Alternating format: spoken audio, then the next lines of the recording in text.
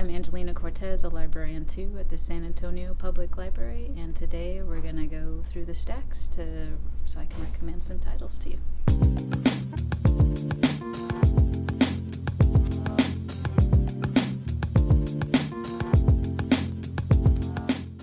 We're going to start with Derrick Jensen. This book is called Listening to the Land. It's probably published around 10 or 15 years ago. Derrick Jensen is known as the eco-philosopher. He's a radical environmentalist. A lot of his books talk about the deforestation, the destruction of our civilization, basically, and also the atrocities of how the American empire was built. Listening to the Land is a good one. I wouldn't necessarily start with this one, but this is what we have here on the shelf. We also have What We Leave Behind. This talks about human waste and decay and regeneration. So those are both two that I would recommend. He is also he has a book called Endgame that we have in our circulation, and it's 2 volumes. It's really good if you want to get into like radical ecology, current events. This is a really good book to start out with about history. You probably know Howard Zinn's A People's History of the United States, and that one is it talks about American history through the view of the disenfranchised. That book, The People's History, we do have on the shelf at other locations, not right here, but if you wanted to start off with Zinn and you've never read him, the indispensable Zinn would be something to start with, because he kind of gathers a lot of his writings from all of his work, and it's in an anthology here, so definitely indispensable to American history for sure. Definitely should be on the on high school and college reading lists. Another author that I would recommend, as far as one thing to mention about Zinn is his work is pretty controversial. It also it's because he was known for being a socialist thinker or anarchist. Another historian and philosopher is called, his name's James Loewen, and this book is called Lies My Teacher Told Me. I saw James Loewen speak once, and it was amazing. Like, he changed the trajectory of my academic career, basically. But Lies My Teacher Told Me is something that I also believe should be in our history reading lists. High school and college reading lists. It's a narrative of our history. It's taken from 12 of the textbooks that we learn from in our history classes, and it talks about all of the stories that were maybe not factual. It's a really good book. James Loewen, he also writes a book called Sundown Towns, and we do have that in our collection.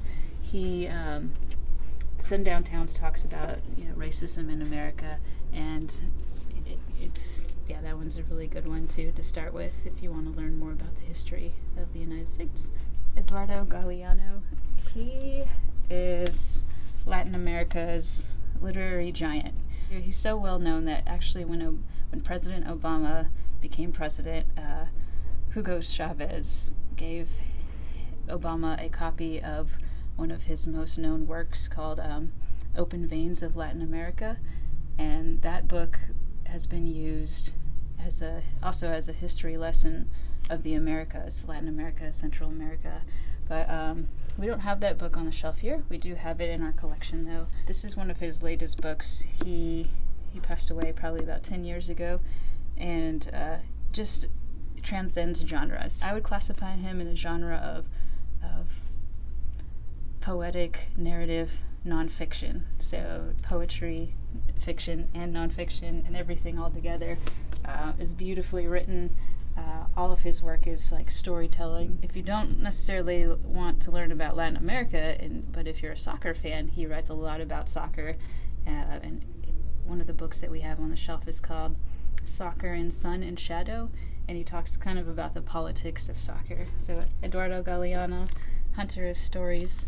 We also have his book called Mirrors, which is actually just all short stories and prose, is really good too. So a lot of Latin American history, politics, culture, and soccer. Timothy Egan. Also, he's a journalist too. The Big Burn. This is kind of relative today with everything that's going on, all the natural disasters. But Timothy Egan writes a narrative about the Great Fire of 1910, and also how the U.S. Forest Service came about. So 1905, Teddy Roosevelt created the Forest Service.